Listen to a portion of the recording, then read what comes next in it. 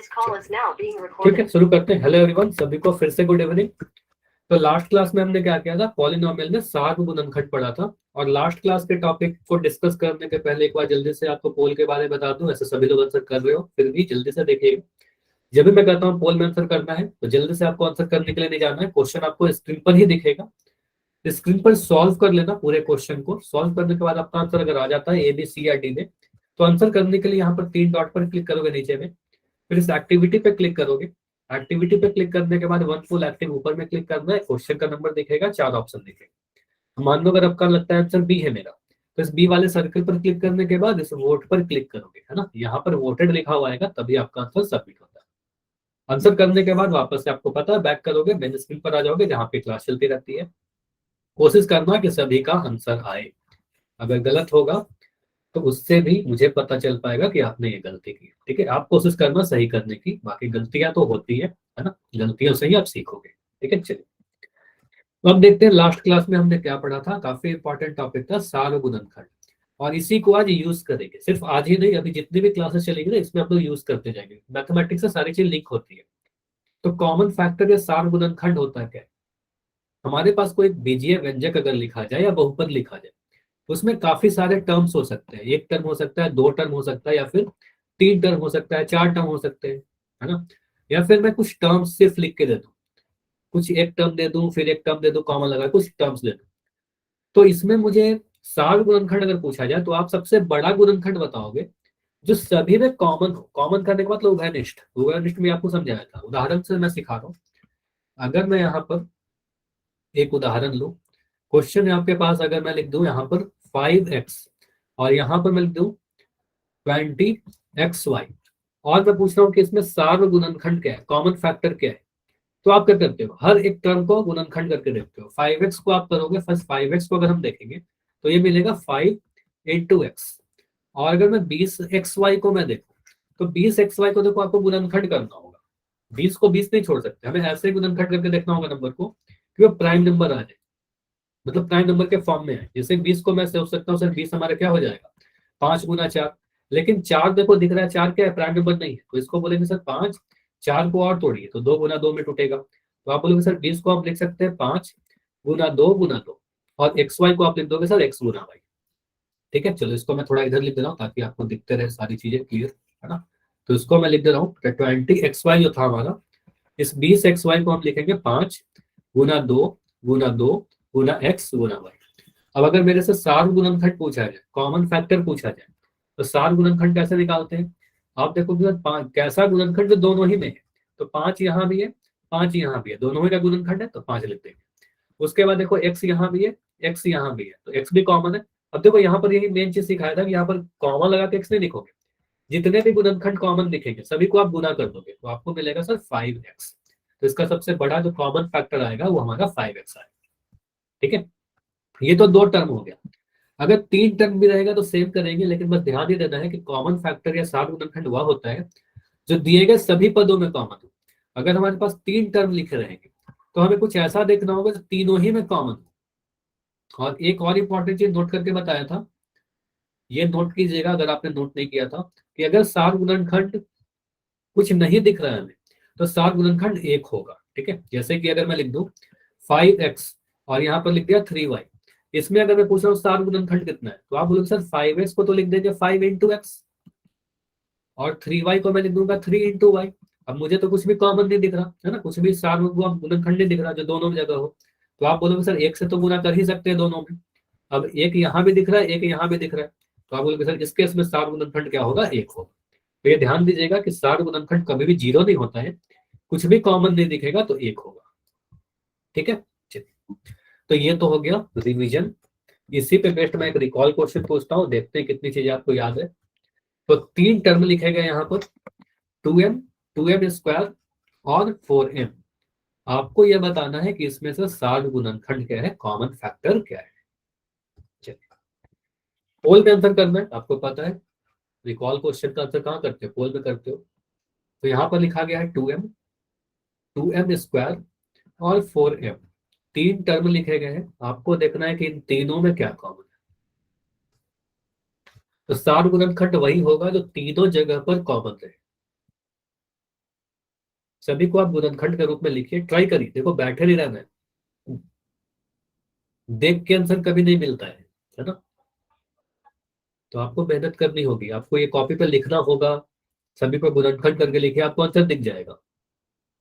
ठीक है, 2m square और 4m में कॉमन फैक्टर या सार गुणनखंड क्या होगा, और आंसर सभी को करना है एटलीस्ट। ठीक है, मतलब कोशिश तो किया करो कि सभी लोग का आंसर आए। जितना ज्यादा आंसर दोगे उतना फायदा होगा आप सभी का, ही रिपोर्ट एक अच्छा जनरेट होगा।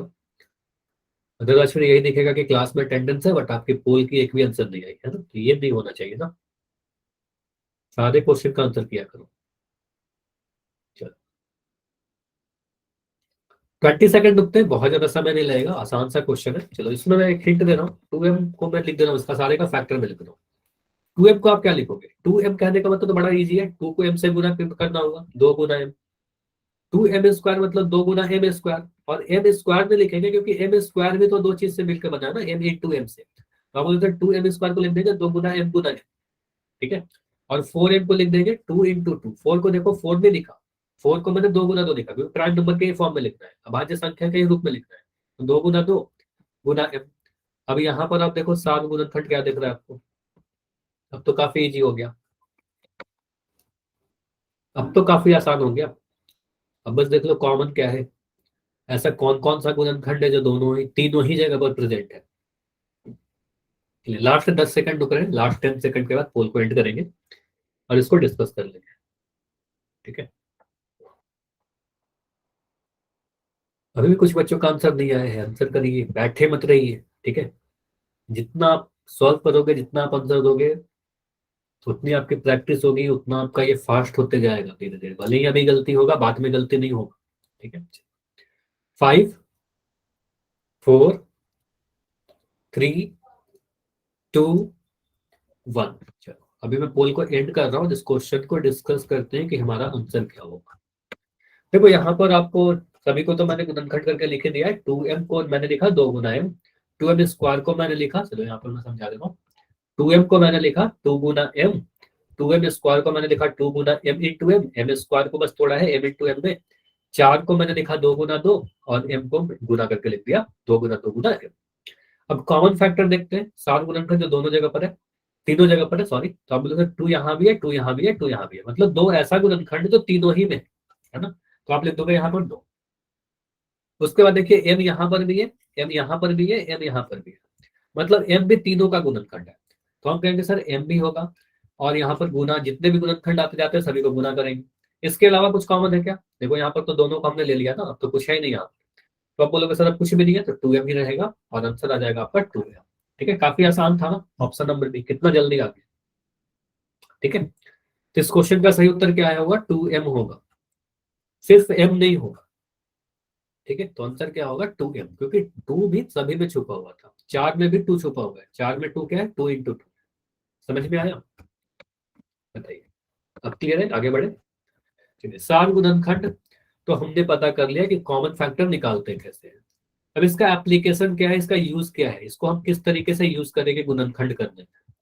देखो आज हम लोग सीखते हैं कि अगर हमारे पास कोई एक बहुपद या फिर एक बीजीय व्यंजक, पॉलिनोमियल या अलजेब्राइक एक्सप्रेशन लिख के दे दिया जाए, तो 7 गुणनखंड विधि आपने पढ़ा होगा, मेथड ऑफ कॉमन फैक्टर को यूज करके उस बहुपद या व्यंजक को कैसे फैक्टराइज करते हैं। तो इसमें कुछ भी थ्योरी नहीं है, आपको बस क्वेश्चन की प्रैक्टिस करनी है। ठीक है, तो यहाँ पर देखो मैं क्या क्या चीजें बता रहा हूं। कुछ क्वेश्चन क्लास में करेंगे, उसको ध्यान से सीखना, साथ के साथ नोट कर लोगे तो बेटर है, अदरवाइज स्क्रीनशॉट कर लेना, बाद में नोट करना। फिर जो भी मैं पोल में क्वेश्चन पूछूंगा सभी लोग करिएगा। ठीक है, पोल में अगर गलती भी होता है तो फिर उसको दोबारा से घर में करने की कोशिश कीजिएगा, मतलब क्लास के बाद जितने भी होमवर्क के क्वेश्चन दिए जाएंगे, होमवर्क वाले क्वेश्चन को आप जरूर करिएगा। मतलब बोलने का मतलब ये है कि जितना प्रैक्टिस करोगे ना उतना फास्ट होते जाएगा, ये सारी क्वेश्चन तो आसान रहेंगे, लेकिन थोड़ा सा कंफ्यूजन होगा शुरुआत में। ठीक है, उसके बाद क्या होगा, आपकी हैबिट बनते जाएगी, आप फास्ट करते जाओगे। बहुत ईजी है, 2x+10 को गुणनखंड करिए, क्वेश्चन लिखा गया 2x+10, पहला क्वेश्चन बहुत आसान लगेगा आपको। देखो यहाँ पर क्या करते हैं सर, यहाँ पर मुझे बताओ कि 2x प्लस 10 में पदों की संख्या कितनी है। नंबर ऑफ टर्म्स कोई बता सकता है? 2। वेरी तो आप बोलेंगे सर नंबर ऑफ टर्म्स कितना है? 2 है। एक है 2x और एक है 10। तो हर एक पद को आप गुणनखंड करके लिखो। तो पहले आप क्या करोगे, 2x को आप लिखोगे 2 इंटू एक्स। सिंपल है, बस 2 और x के बीच में गुना का साइन लगा दिया। 10 को आप लिखोगे सर 10 को हम कैसे लिख सकते हैं? 10 को 2 गुना 5 लिख सकते हैं। 2 भी प्राइम नंबर होगा, 5 भी प्राइम नंबर होगा, तो 2 गुना 5। अब मैं पूछ रहा हूँ 2x और 10 में 60 गुणनखंड क्या है? 60 गुणनखंड क्या है? 2। Very good. आप बोलोगे सर यहाँ पर मुझे दिख रहा है 2x में भी 2 है, 2x का भी एक गुणनखंड 2 है और 10 का भी एक गुणनखंड 2 है। मतलब 2 यहाँ पर भी है, 2 यहाँ पर भी है, तो 60 गुणनखंड कह सकते हैं 2। ठीक है। अब जो भी आपका 60 गुणनखंड आएगा ना, इसको आप कॉमन निकाल देना। इसको आप कॉमन निकाल देना। चलो इसको आप मैं थोड़ा डिटेल में बता रहा हूँ। यहाँ पर भी लिख दो 2x को मैं लिख दे रहा हूँ 2 इंटू एक्स प्लस ये प्लस और ये 2 इंटू 5। देखो पहला क्वेश्चन इसलिए इतना डिटेल में कर रहे हैं, फिर क्या करेंगे धीरे धीरे इसको छोटा करते जाएंगे। ठीक है। तो अब बोलोगे सर यहाँ पर मुझे क्या दिख रहा है, 2 इसमें भी आ गया, 2 इसमें भी आ गया। तो जब दोनों जगह आ गया तो उसको एक जगह बाहर कर देते हैं। ठीक है, और एक ब्रैकेट लगा देते हैं। जब भी आप कॉमन निकालोगे तो उसके बाद आप ब्रैकेट का यूज करोगे। ये हमेशा आगे भी करते रहेंगे। ठीक है, जब भी कॉमन निकालेंगे ब्रैकेट का यूज करेंगे। दो निकाल दिया एक्स में से। अब 2x में से आप दो को कॉमन निकाल रहे हो, मतलब आप अलग कर रहे हो। 2x में से दो को आपने अगर अलग खींच लिया तो यहाँ पर क्या बचेगा, आपको x बचेगा ना। इन दोनों को आपने अलग कर दिया तो 2x में से दो आपने निकाल लिया तो x बचेगा। तो आप अगर 2x में से आपने दो को अगर कॉमन निकाल दिया तो x ब्रैकेट के अंदर बच जाएगा। ठीक है, वो अंदर फिर से जाकर गुना होगा तो 2x बन जाएगा। ठीक है, फिर यहाँ पर प्लस का साइन था, आपने यहाँ प्लस का साइन लगा दिया। अब देखो दो यहां से भी आपने कॉमन निकाला है, दो यहां से भी, दोनों जगह पर था इसलिए आपने कॉमन निकाल दिया। ठीक है, तो मुझे बताइए 2 इंटू 5 से आपने अगर 2 को कॉमन निकाल दिया तो यहाँ पर क्या बचेगा? क्या बचेगा? 2 इंटू 5 में से 2 को आपने बाहर कर दिया तो 5 बचेगा। सिंपल सा बात है। तो आप बोलोगे सर यहाँ पर 5 बचेगा। तो ये हमारा आंसर आ गया। ठीक है, क्या इतना सॉल्व लिख के करेंगे हम लोग हमेशा सॉल्व? नहीं, ये तो मैंने आपको बस सिखाने के लिए सारी चीजें लिखी है ना। इतना सारा चीज तो बस सिखाने के लिए था। देखो अगर एग्जाम में आता है या फिर इतना इजी हल नहीं आएगा आपके एग्जाम में, क्वेश्चन धीरे धीरे हम लोग और प्रैक्टिस करेंगे जो आपके एग्जाम में आ सकते हैं। जैसे देखो आप ऐसे करोगे 2x प्लस 5 2x प्लस 10। इसमें आप बोलोगे सर 2x प्लस 10 में आप मन में सोच सकते हो क्या कि 10 है 5 गुना 2? बताइए, मन में सोच सकते हो। 2x है 2 गुना x और 10 है 2 गुना 5। ठीक है, तो मैंने दो दिख रहा है कि सर मुझे दो इसमें भी है, दो तो यहाँ दिख ही रहा है और 10 के अंदर भी दो छुपा हुआ है। 10 के अंदर दो छुपा हुआ है, तो दो को आप कॉमन निकाल दो। और यहाँ पर बोलोगे सर 2x में से आपने 2 को अगर निकाल दिया तो x बचेगा। अब मन में सोचिए 10 है, 10 में से 2 को निकाल दिया, मतलब 10 में से 2 घटा देंगे क्या और यहाँ पर 8 लिखेंगे? नहीं, घटाना मत, ये गलती मत करना। आप 10 को सोचोगे 10 क्या है, 2 गुना 5 है ना, 2 गुना 5। अब 2 को आपने खींच लिया तो 5 बचेगा है ना। या फिर टेबल पढ़ दीजिए 2 पंजे 10 है ना। 10 में से आपने 2 को निकाला, 2 पंजे 10, तो यहाँ पर 5 आ गया। ठीक है, जितनी प्रैक्टिस करोगे ये सारी चीजें समझ में आती जाएंगी। समझ में आया? ये क्लियर हुआ? बहुत ही इजी सा लगा होगा। चलिए, तो ये तो बहुत आसान था, और भी क्वेश्चन करते हैं। तो क्वेश्चन है हमारे पास 7mn 7mn माइनस 21m। ठीक है, फिर से प्रैक्टिस करते हैं इसके, देखते हैं क्या होगा इसमें। दोनों ही तरीका से कर लेते हैं, पहले मैं पूरा डिटेल में समझा दे रहा हूँ। देखो आप क्या करोगे सर, पहला टर्म क्या है 7mn। 7mn को आप ब्रेक करोगे, 7 एक प्राइम नंबर है, भाज्य संख्या है, 7 लिख दिया, गुना में m, गुना में n। ठीक है, 21m को क्या लिखोगे, 21 को लिख देंगे सर 7 गुना 3, और m तो है ही 7 गुना 3 गुना m। अब मुझे बताइए यहाँ पर 7 गुणनखंड क्या है? 7 गुणनखंड क्या है? 7m साफ दिख रहा है। आप बोलोगे सर यहाँ पर मुझे दिख रहा है 7 इसमें भी आया, 7 इसमें भी आया, तो 7 लिख दिया। m यहाँ पर भी गुणनखंड है, m यहाँ पर भी गुणनखंड है, तो m लिख दिया। तो 7m 7 गुणनखंड है। तो जो भी कॉमन फैक्टर होगा उसको हम लोग कॉमन निकाल देंगे, उसको हम लोग ब्रैकेट के बाहर लिख देंगे। तो आप क्या करोगे, इसमें कुछ भी नहीं लिखने की जरूरत है। आप बोलोगे सर 7mn में और 21m में 7m कॉमन है, या यहाँ पर अपने देखा 7m कॉमन है, तो 7m को ब्रैकेट के बाहर लिख, ब्रैकेट लगा दो। जैसे ही कॉमन निकालोगे ब्रैकेट लगाओगे। मुझे बताइए 7mn में से आपने अगर 7m को खींच लिया बाहर तो अंदर क्या बचेगा, n बचेगा। आप बोलोगे सर यहाँ पर n बचेगा ये वाला। माइनस है तो माइनस लगा देंगे, प्लस रहता तो प्लस लगा देते। 21m में से 7m आप बाहर निकाल लिए तो क्या बचेगा? देखो आप सोचो, 21 क्या है, 7 गुना 3। यहाँ पर भी देख सकते हो, देखो मैंने लिख रखा है यहाँ पर 21m में से आपने 7m को बाहर निकाला, देखो यहाँ पर दिख रहा है 3 छूटा हुआ है, 3 लिख दोगे यहाँ। लेकिन बेटर होगा कि आप ऐसे सोच लो, 21 को आप सोचो 7 गुना 3, 7 निकाल दिए तो 3 बचा ना यहाँ पर, 3 बचा। 7 के 21, 7 का टेबल पढ़िए, 7 के 21। एम लिखेंगे या नहीं लिखेंगे? देखो एम को आपने बाहर ही निकाल दिया है, तो एम तो कॉमन आ गया ना, बाहर चला गया, तो यहाँ पर बचा M-3। समझ में आया? तो अगर मेरे पास ऐसा क्वेश्चन लिखा है 7m-21, तो एक स्टेप में बोलेंगे सर यहाँ पर 21m, तो m दोनों जगह पर है, 7 भी इसमें छुपा हुआ है, तो 7m कॉमन निकाला तो यहाँ पर m बच गया, माइनस इस 21 में से पढ़िए 7 का टेबल, 7 के 21, और ये m तो बाहर ही चला गया, तो ये हमारा आंसर आ गया। क्लियर है? और क्वेश्चन करें, और क्वेश्चन करें। तो क्वेश्चन है आपके सामने, क्वेश्चन है 6a² b, ठीक है, प्लस 12b। इसको ट्राई करते हैं, 6a² b plus 12b।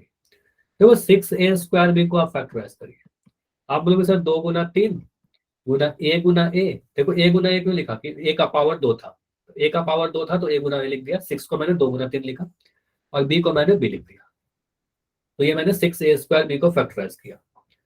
12b को आप कैसे लिखोगे? 12 को आप लिखोगे सर 4 गुना 3, लेकिन 4 लिखना अलाउड नहीं है, 4 प्राइम नंबर नहीं है, तो आप लोग 4 को भी तोड़ देंगे, 2 गुना 2 गुना 3। तो ये देखो अभी जो मैंने लिखा है ना, बस 12 को लिखा है, 2 गुना 2 4, 4 गुना 3 12, इतना में 20 से गुना करना है, ठीक है। अब बस आप ये मुझे बताओ 7 गुणनखंड क्या है, यहाँ पर कॉमन फैक्टर क्या है? 23। 23 नहीं होगा ना, देखो 2 यहाँ भी है, 2 ऊपर वाले का भी फैक्टर है, 2 यहाँ भी मुझे दिख गया, ठीक है, तो 2 लिख देंगे। उसके बाद बोलोगे सर 3 यहाँ भी है, 3 यहाँ भी है, तो 23 नहीं लिखेंगे ना, 2 गुना 3 लिखेंगे। 23 लिख रहे हो कुछ बच्चे, तो 23 नहीं लिख सकते, जितना भी कॉमन फैक्टर आता रहेगा उसको गुना करते जाएंगे, 2 गुना 3। और बी देखो मुझे ऊपर में भी दिख रहा है, और बी यहाँ भी दिख रहा है, तो क्या लिखेंगे? 2 × 3 × बी, तो यानी 6b। ये समझ में आ रहा है? 23 भी जितने बच्चे लिख रहे हो सभी का गलत है, 23 भी कैसे आएगा? 23 भी नहीं आएगा। तो जितने भी कॉमन फैक्टर आएंगे सभी को गुना करते जाएंगे, 2 आया, 3 आया और बी आया, तो सभी को गुना करिए आप, तो 6b आ जाएगा।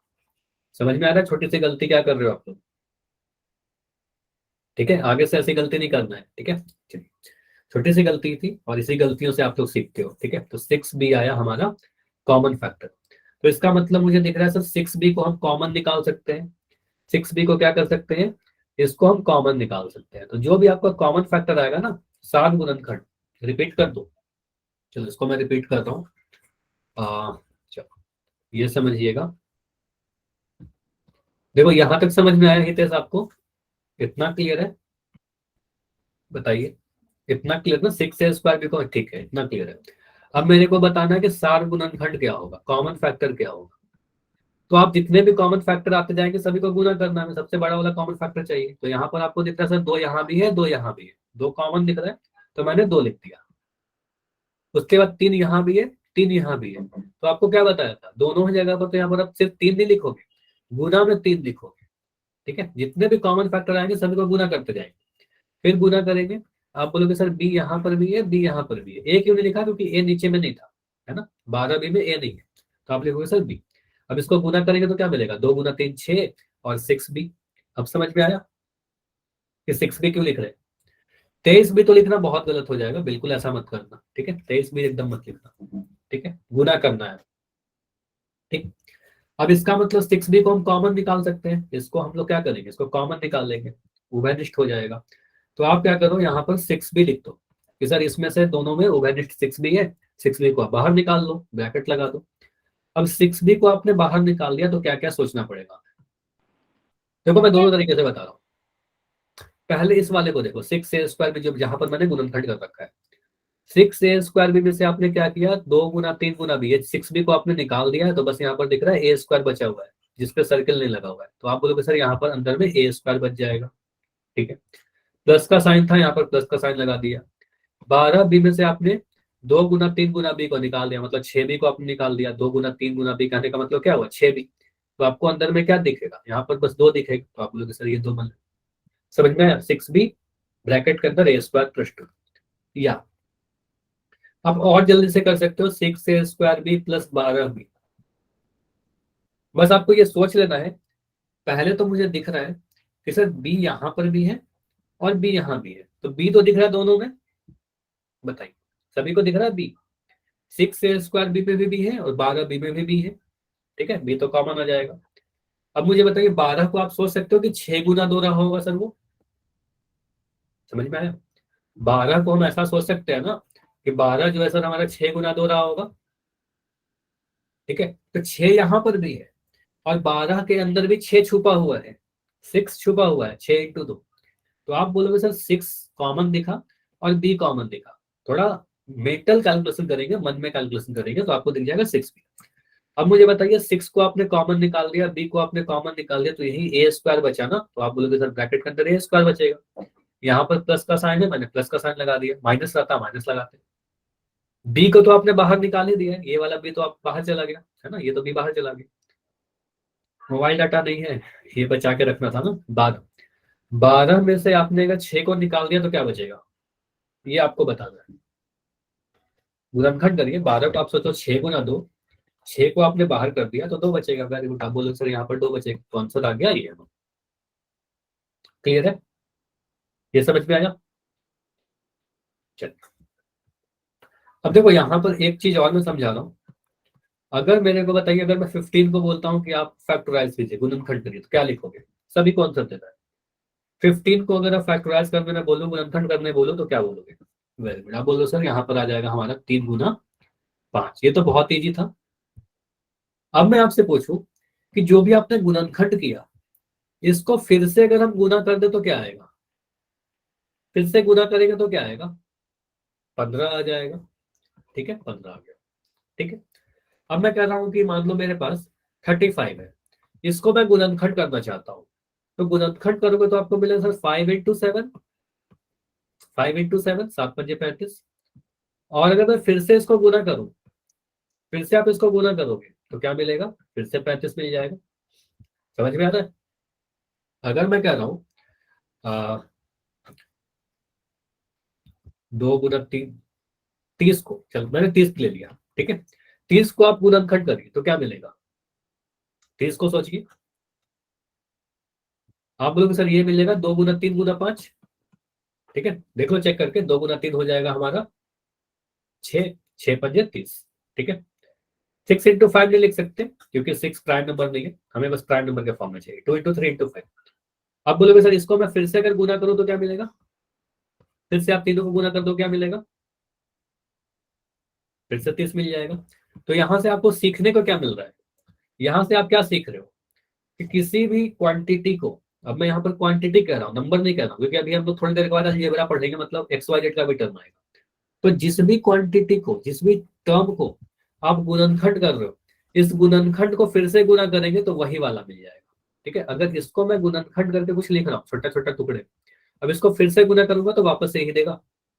ये समझ में आ रहा है कि जिस, अगर गुणनखंड मेरे को दिया जाएगा तो फिर से नंबर निकालने के लिए आप गुना कर दोगे। जैसे कि अगर मैं सिर्फ इतना आपसे पूछूं, किसी संख्या का गुणनखंड जो है 5 और यहाँ पर मैं लिख रहा हूँ 11 है, तो वो संख्या क्या रहा होगा। अगर मैं गुणनखंड के फॉर्म में लिख दूं 5 और 11, तो नंबर क्या रहेगा। अब बोलोगे सर इतना आसान क्वेश्चन, इसको तो बस गुना करना है, 55 आ जाएगा, ठीक है। तो अब यहां से मुझे ये समझ में आ रहा है कि अगर मेरे को ये बोला गया था, समझिएगा, अब यहाँ पर से सीखिएगा, इंपॉर्टेंट चीज बता रहा हूं। अगर मेरे को एक बहुपद लिख के दिया जाए 22y - 33z, अगर मैं बोलता हूं कि इसको गुणनखंड करिए, क्या बोल रहा हूँ, इसको गुणनखंड करिए, तो गुणनखंड करने के लिए तो मैं क्या करूंगा, इसको सोचूंगा कि इसको 22y क्या है हमारा, तो 2 × 11 × y। 33z क्या है हमारा, 33z 3 × 11 × z, ठीक है। Very good. अब यहाँ पर मुझे क्या दिख रहा है, आप बोलोगे सर यहाँ पर मुझे दिख रहा है 11 इसमें भी है, 11 इसमें भी है, नहीं आ रहा है, क्या नहीं आ रहा है बताइएगा। तो आप यहाँ पर आप बोलो सर सार गुणनखंड क्या होगा, कॉमन फैक्टर क्या होगा। 11 ऊपर वाले में भी है, 11 यहाँ पर भी है, तो 11 सार गुणनखंड है।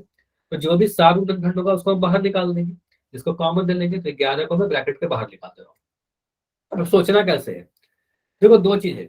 22y को आप सोच लो 11 गुना 2 है, या फिर 11 का टेबल पढ़ दीजिए। 11 के टेबल में 22 कितने बार में आता है, 11 के टेबल में 22 कितने बार में आएगा, 11 के टेबल पढ़िए 22 देखिए कितने बार में आ रहा है। तो 11 दूनी 22 है ना।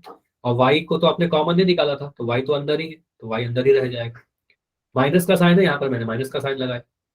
11 के टेबल में 33 कितने बार में आएगा, 33 को आप सोच सकते हो ना 11 गुना 3। आपने 11 को बाहर निकाल दिया तो यहाँ पर 3 बचेगा। और जेड को भी आपने कॉमन निकाला तो जेड यहाँ आ जाएगा। इस वाले को भी आप देख के कर सकते हो, है ना, लेकिन ज्यादा जल्दी आप इसी तरीके से कर दो। ठीक है, यहाँ से देखो आपने 11 को निकाला तो 2y बच रहा है, और यहाँ से आपने 11 निकाला तो 3z बच रहा है। ठीक है, तो आंसर तो वही आएगा कैसे भी। तो ये मैंने क्या किया, ये मैंने किया गुणनखंड। ठीक है, ये मैंने कुछ नहीं किया, गुणनखंड किया, फैक्टराइज किया है। चलिए, समझिएगा, ये मैंने क्या किया, गुणनखंड किया।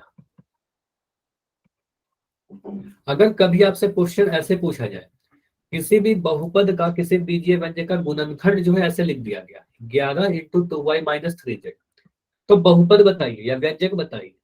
तो व्यंजक बताने के लिए आप क्या करोगे, इस गुणनखंड को गुना कर दोगे। जैसे आपको पता सर 5 × 3 अगर गुणनखंड था, तो संख्या बताने के लिए इसको गुना कर देंगे तो 15 आ जाएगा, है ना। तो अगर गुणनखंड दिया रहे और टर्म पूछा जाए तो आप उसको गुना कर दोगे। ठीक है, तो आप बस क्या करोगे, 11 को अंदर के हर एक टर्म से गुना कर दोगे। आपको पता है एक पदी का द्विपदी से गुना, 11 को 2y से गुना करेंगे तो 11 × 2y आ जाएगा, फिर -11 × 3z आ जाएगा, है ना। इसको इससे भी गुना किया, इसको इससे भी गुना किया। इसमें कोई डाउट है तो बता दीजिए, क्योंकि ये हमने काफी ऑलरेडी डिस्कस कर रखा है। तो 11 × 2 हो जाएगा हमारा 22y, और 11 × 3 हो जाएगा 33z।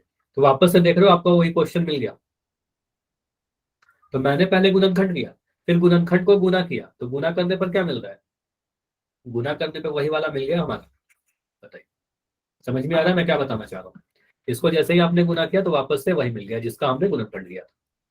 ठीक है, तो कभी ऐसे क्वेश्चन आपसे पूछा जाए गुणनखंड करने के लिए तो आप कर लोगे, या फिर अगर मैं क्वेश्चन ऐसे पूछ दूं कि कोई बहुपद का गुणनखंड ऐसे लिखा रखा हो 2x² × 7x² -9x + 5, और इसका बहुपद बताइए या व्यंजक बताइए।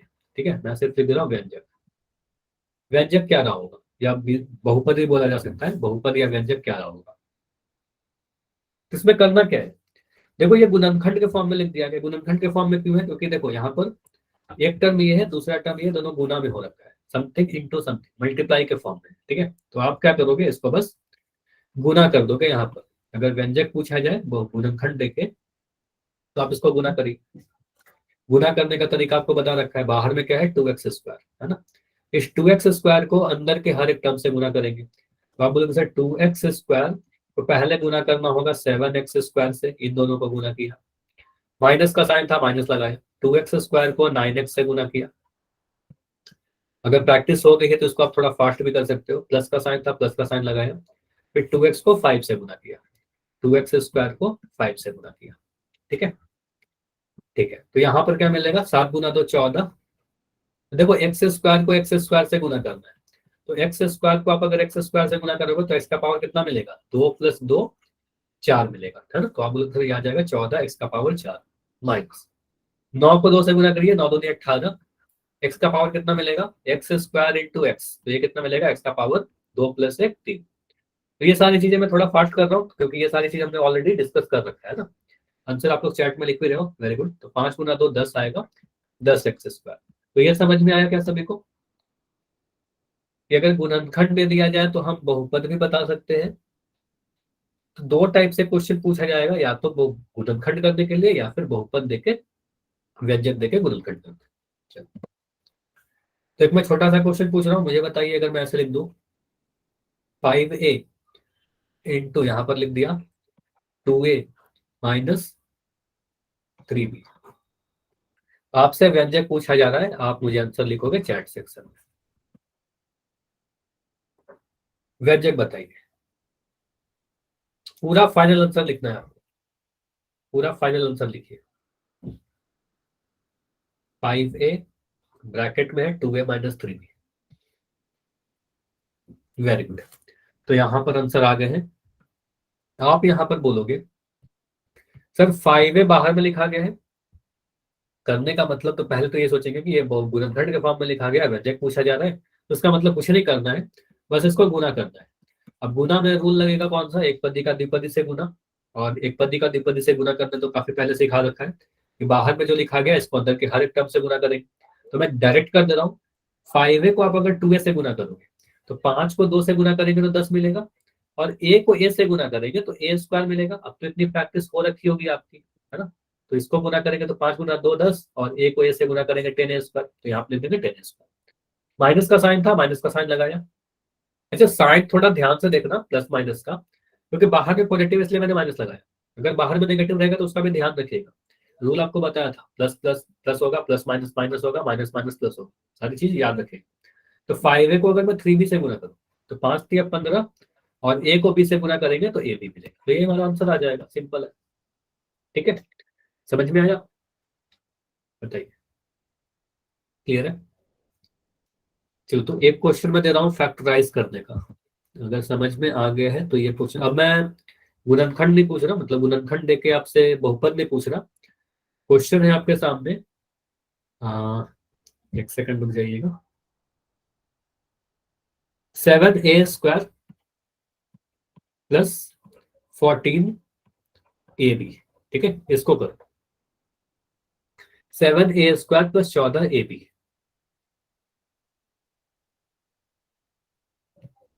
और इसका आंसर चैट में लिख सकते हो, माइक ऑन करके आंसर दे सकते हो, जैसे भी आप कंफर्टेबल हो, जैसे भी आपको लगे, ठीक है। चलो, क्योंकि माइक ऑन करके इसलिए कर रहा हूँ क्योंकि हो सकता है कि टाइपिंग में थोड़ा सा आपको प्रॉब्लम हो। 7a² प्लस 14ab को अगर हम गुणनखंड करें, देखो लॉन्ग मेथड से भी कर सकते हो या फिर डायरेक्ट शॉर्टकट से भी कर सकते हो, है तो सेम चीज हो। तो एक आंसर आया है हीना का 7a × a+2। देखते हैं। तो जो आंसर पहला आया है मैं यहाँ पर लिख रहा हूँ, पहला आंसर आया है 7a और ब्रैकेट के अंदर a+2, ठीक है। बाकी बच्चे सॉल्व करिए, सभी लोग सॉल्व करिए, एक दूसरे का आंसर मत कॉपी करिएगा, ठीक है।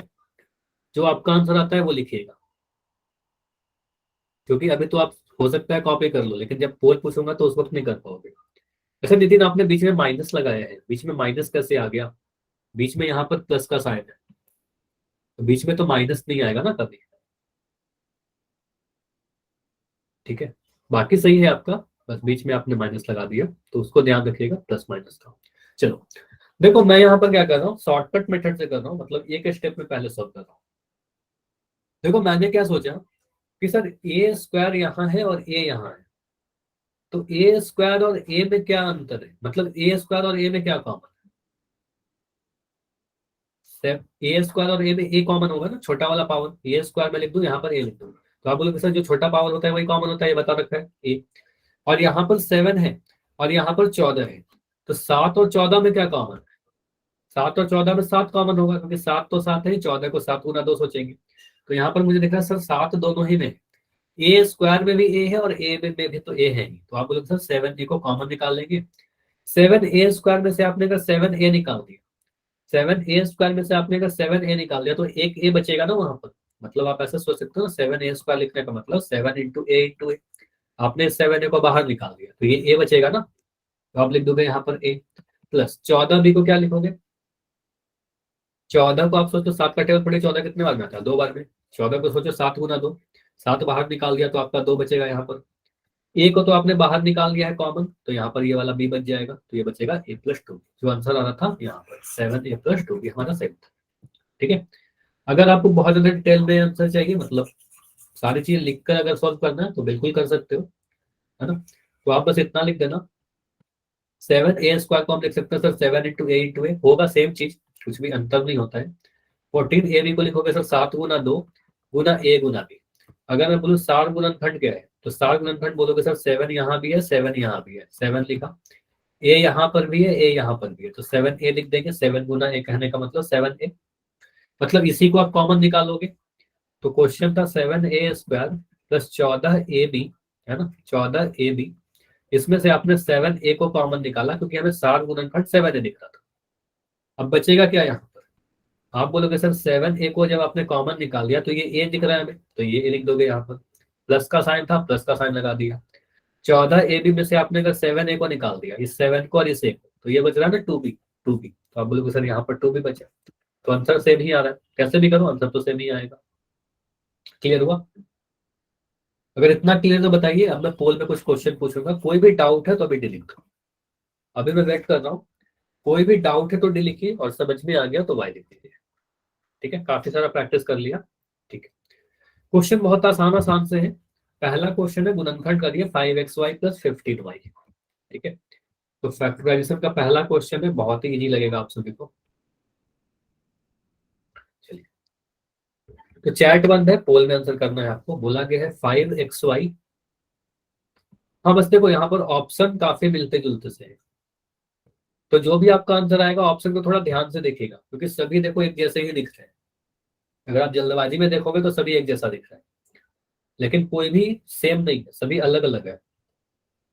5xy, अच्छा 5xy है यहाँ पर प्लस 15y।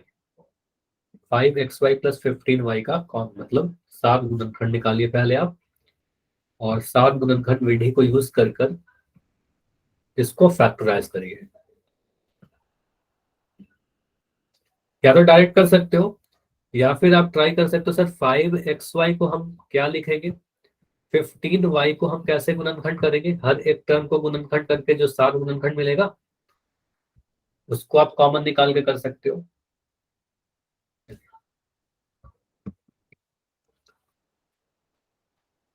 ठीक है, तो अभी तक जितने भी आंसर आए हैं सभी के आंसर सही है, वेरी गुड।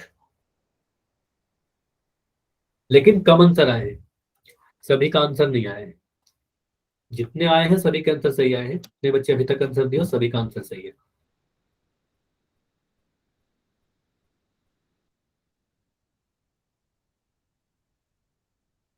चलो बैठे मत रहिए, जिनका भी आंसर अभी तक नहीं भी आया है ना, सॉल्व करते रहिए, आंसर आ जाएगा। बस बैठे मत रहिए, पोल का समय आपके लिए समय होता है, जितनी आप प्रैक्टिस करोगे जितना आंसर दोगे आपका ही बेनिफिट होगा।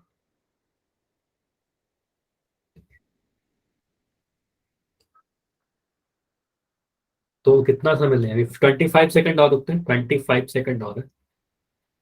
अच्छा मैं कभी भी समय देता हूँ ना, मैं हमेशा, शायद कई बार आपको बता चुका हूँ, कभी भी आपको जो समय दिया जाता है ऐसा नहीं कि एकदम उतना ही समय दिया जाए। अगर आपको लगता है कि कुछ सेकंड और चाहिए आपको तो आप बता दिया करें। और वो कैसे बताओगे, माइक ऑन करके। ठीक। तो 20 सेकंड और रुकते हैं।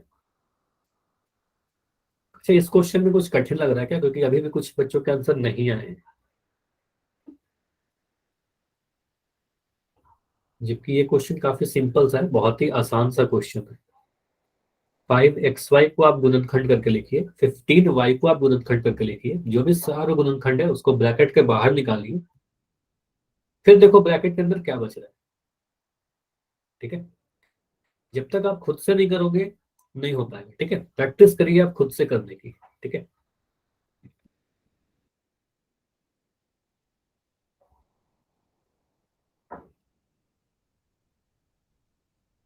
15 सेकंड रुक रहे हैं, लास्ट 15 सेकंड, अभी जाइए जाकर आंसर कर दीजिए, जो भी आपको आंसर लग रहा है सही आंसर जरूर करें, बस बैठे मत रहिए।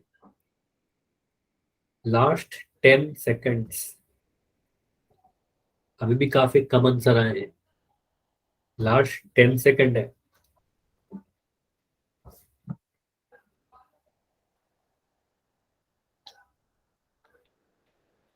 5 सेकंड, 5, 4, 3, 2, 1। अभी एड करूं, अभी भी काफी कम आंसर आए हैं। ये कठिन लग रहा है क्या आप सभी को? चलो मैं चैट ऑन कर रहा हूँ, और मुझे बताओ ये क्वेश्चन सभी ने कर दिया? चैट आपका ऑन है, सभी ने कर दिया? तो इसको मैं एंड कर रहा हूँ, इस क्वेश्चन को एंड कर रहा हूँ, काफी कम बच्चों ने आंसर दिया है, और इसको देखते हैं कि क्या हमारा आंसर होगा। अच्छा मैं अगले क्लास में आप सभी का फुल दिखाता हूँ, तो उसमें आप सभी का नाम लिख जाएंगे कितने बच्चों ने आंसर नहीं किया था इस क्वेश्चन का। ठीक है, तो ये सारी चीजें डेटा देखी जाती है। बिल्कुल मैं हर क्लास में कहता हूँ कि बैठे बिल्कुल मत रहा करो, सारे क्वेश्चन का आंसर दिया। ठीक है, जिनका फोन में पोल आता है, कुछ बच्चे ऐसे भी हैं जिनका पोल नहीं आता, तो उनको तो कोई बात नहीं, वो चैट में आंसर देंगे, ठीक है। लेकिन जिनका पोल आता है, लास्ट क्वेश्चन का आंसर दिए थे तो इस क्वेश्चन का भी आंसर करना था। तो 5xy प्लस 15y, इसको आप क्या बोलोगे? देखो इसको मैं सारी चीजें मिटाकर लिख रहा हूँ। आप बोलोगे सर 5xy जो लिखा हुआ था, इसको अगर मैं फैक्टराइज करूँ तो ये मिलेगा हमारे पास 5 इंटू एक्स इंटू वाई, बस गुना लगाना था बीच में, 5 गुना एक्स गुना वाई, क्योंकि सारे प्राइम नंबर है, सारे अभाज्य संख्या है। 15y को आप क्या लिखोगे? 15y को हम सोच सकते हैं सर 15 गुना वाई, लेकिन 15 नहीं लिखेंगे क्योंकि 15 अभाज्य संख्या नहीं है। तो 15 को आप लिख दोगे सर 5 गुना 3, दोनों ही प्राइम नंबर आ गया, गुना वाई, ठीक है। अब यहाँ पर मैं क्या कर रहा हूँ, 5xy प्लस 15y में से कॉमन क्या निकालूंगा? जो सात गुणनखंड है, जो कॉमन फैक्टर है। तो 5 मुझे इसमें भी दिख रहा है, 5 इसमें भी दिख रहा है, y यहाँ भी है, y यहाँ भी है। तो मुझे बताइएगा सात गुणनखंड क्या है, कॉमन फैक्टर क्या है? आप बोलोगे सर 5y, समझ में आया? इन दोनों ही में 5y कॉमन दिख रहा है, 5 दोनों ही जगह पर है, y भी दोनों जगह पर है, तो 5y लिखेंगे, ठीक है।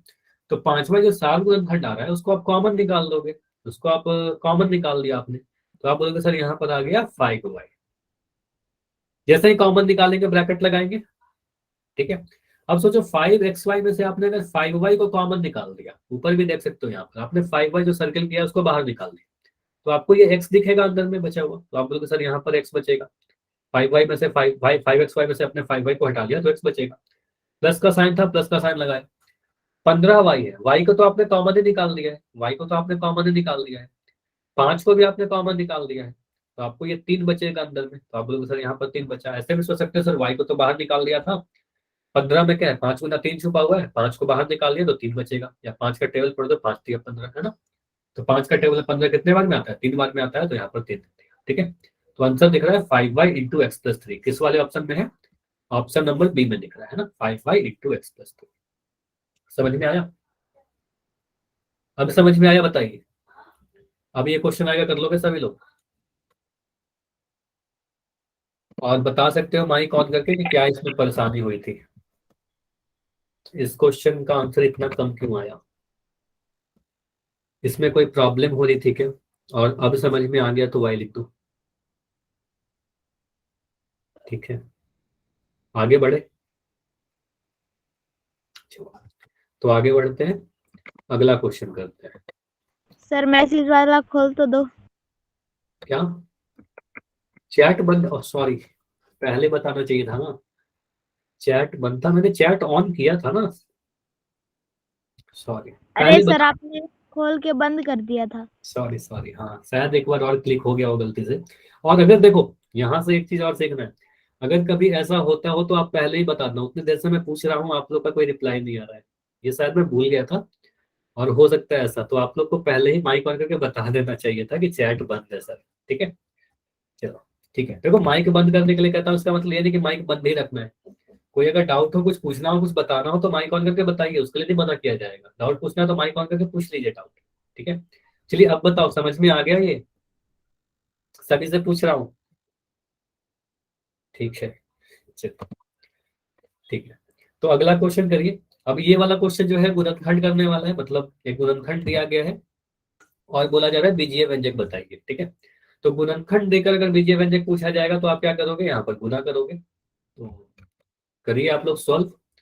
अभी काफी सारा समय दिया जा रहा है आपको, चैट अभी बंद रहेगा और पोल आपका ऑन किया जा रहा है, ठीक है। अब इस क्वेश्चन में किसी को बैठे नहीं रहना है, ठीक है। और अगले क्लास में मैं बिल्कुल कोशिश करूंगा कि आप सभी का पोल रिजल्ट आपको दिखाऊं, क्योंकि लास्ट क्वेश्चन का आंसर काफी कम बच्चों ने किया, ये मुझे नहीं समझ में आया कि इतने कम आंसर क्यों आए, ठीक है। और उसका दो रीजन हो सकता है कि आपको समझ में नहीं आया या जानबूझ के आंसर नहीं दिया। अगर नहीं समझ में आया तो फिर आपको पूछना चाहिए, है ना। आप पूछ लो, जितना पूछोगे मैं उसको बताऊंगा, ठीक है। चलिए। तो इस क्वेश्चन में क्या बोला गया है, एक मैं क्वेश्चन समझा दे रहा हूँ। क्वेश्चन में क्या बोला गया है, एक व्यंजक दिया गया है 3x, या फिर कह सकते हो बहुपद दिया गया है 3x, ब्रैकेट के अंदर लिखा गया 7y(x) प्लस 10y प्लस 3, ये गुणनखंड करके लिख दिया गया, फैक्टराइज करके लिख दिया गया। आपसे पूछा गया था कि बीजीय व्यंजक बता दीजिए, बहुपद बता दो, तो कुछ भी नहीं करना होता। जैसे कि अगर मैं बोलूँ कि 5 × 3 लिख दो और बोलो संख्या बताइए, तो आप 5 3 को गुना कर दोगे, 15 बोल दोगे। उसी तरीके से इसको आप गुना कर दो बस। आप गुना करना अगर आता है आपको, आपका आंसर आ जाएगा। और है बहुत ही आसान सा क्वेश्चन, क्वेश्चन तो बहुत आसान है।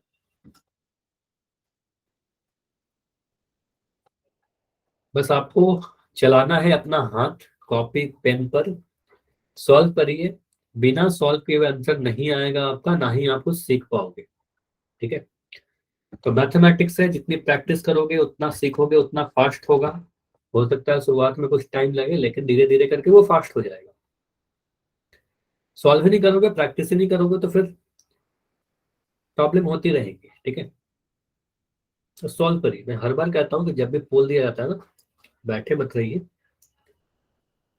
कॉपी पेन पर सॉल्व करिए, जो भी आंसर आता है मार्क कर दीजिए। और आपके बैच में जनरली तो आंसर का सभी का आंसर आ रहा था, जितने बच्चे क्लास ज्वाइन कर रहे हो सभी का आंसर आ रहा था, लेकिन लास्ट क्वेश्चन में ही बस मैंने देखा काफी कम आंसर आए। ठीक है, चलिए। तो अभी रुकते हैं, अभी आराम से करते हैं। 3x बाहर में लिखा गया, अंदर में लिखा गया ब्रैकेट के अंदर 7y(x) + 10y + 3। आपको करना क्या है, बहुपद बताना है या फिर बीजीय व्यंजक बताना है।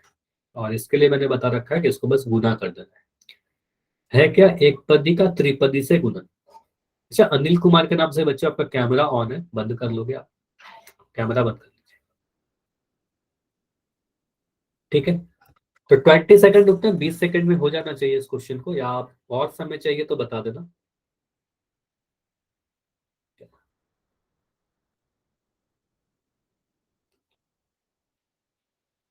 15 सेकंड, 15 सेकंड और, लास्ट 15 सेकंड है।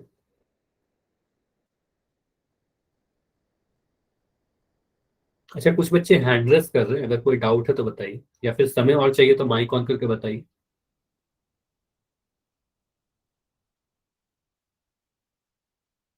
15 सेकंड। चलो लास्ट 10 सेकंड, अभी भी कुछ बच्चों के आंसर नहीं आए हैं। लास्ट 10 सेकंड है। अच्छा, आज सभी बच्चे क्लास के बाद रुकेंगे। ठीक है, मैं सभी से कुछ बातें करना चाहता हूँ, क्लास के बाद सभी बच्चे रुकेंगे, कोई भी लेफ्ट नहीं करेगा। ठीक है। लास्ट 10 सेकंड, 10 सेकंड में एंड करूंगा और इस क्वेश्चन को डिस्कस करेंगे। 5, लास्ट 5 सेकंड है। 5 4 3 2 1। चलिए इस क्वेश्चन को एंड करते हैं और देखते हैं कि इसका हमारा सही उत्तर क्या होगा, सही सॉल्यूशन क्या होगा। देखो यहाँ पर कंसेप्ट यही था, सिंपली मैंने आपको यही बताया कि आपको क्या करना है। अच्छा, आंसर आ रहा है ऑप्शन नंबर डी, देखते हैं क्या होगा।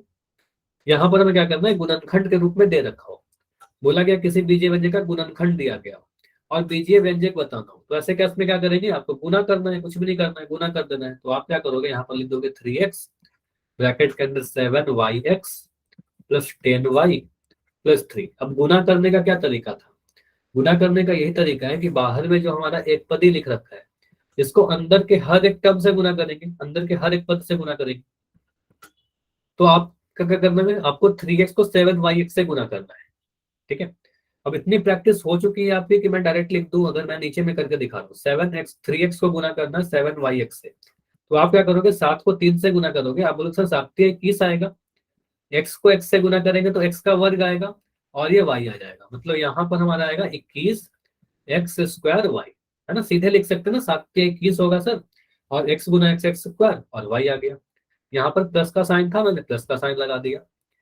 अब 3x को 10y से भी गुना करना होगा, इस 3x को इस 10y से भी गुना करेंगे, तो मैं नीचे यहाँ पर करके दिखा दे रहा हूँ।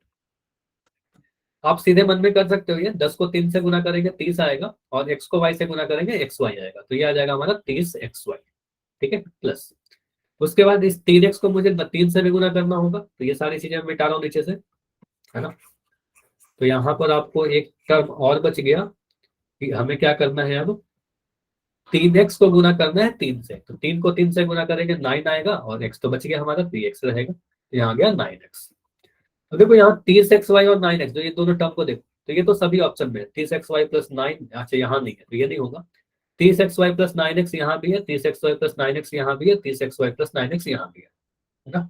ऑप्शन मिलते जुलते हैं, लेकिन आगे वाला टर्म देखिए, तो यहाँ पर 21x² y, 21x² y कहाँ पर है, देखो यहाँ पर ऑप्शन ए तो पहले नहीं था, ऑप्शन बी में देखो 21x² y² आ गया, तो y पे का पावर 2 नहीं होगा ना, तो ये नहीं होगा आंसर। ऑप्शन बी में देखो x का पावर 1 है, तो ये भी नहीं होगा, xy नहीं आ रहा था हमारा, x² आ रहा था, तो ये भी नहीं होगा। ऑप्शन डी देखिए, यहाँ पर है 21x² y, तो यही हमारा आंसर आ रहा था, ऑप्शन नंबर डी बिल्कुल सही होगा। समझ में आया, ये समझ में आया। तो बस हमने कुछ नहीं किया, बस यहाँ पर गुना कर दिया और आंसर आ गया। ठीक है, तो आंसर ऑप्शन नंबर डी था। इतना ही रखेंगे आज की क्लास में, अभी कोई भी लेफ्ट मत करना क्लास। ठीक है, इसके आगे अगले क्लास में डिस्कस करेंगे, अगली क्लास बहुत ही इंपॉर्टेंट होने वाली है, स्किप बिल्कुल मत कर।